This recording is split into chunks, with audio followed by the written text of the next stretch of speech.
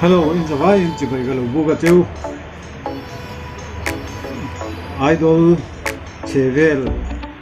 ania hey achungte idol an han zai zowa hian la kan la a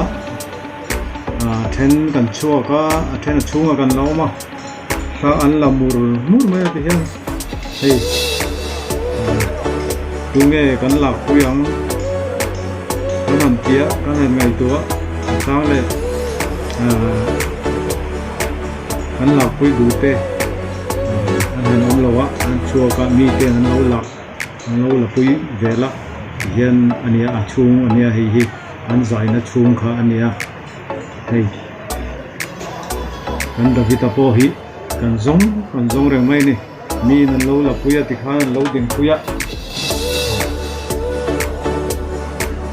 hi achung kan thutna kha ania thenan chuaka ona te hlan la a hi idol anjaina chungka ania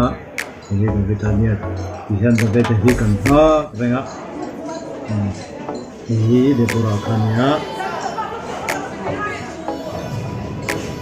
pura tele hi tate ania hi da beta pate khania ama poisa la pui tur hianin an ding vela ma se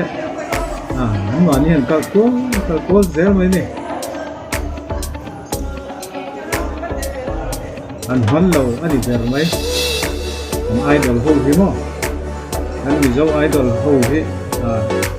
ta la pui tur hianin an tam lu tu ba an hallo ni zer mai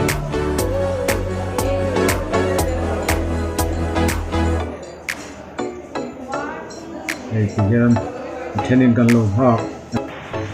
le khami zong khani se lo me o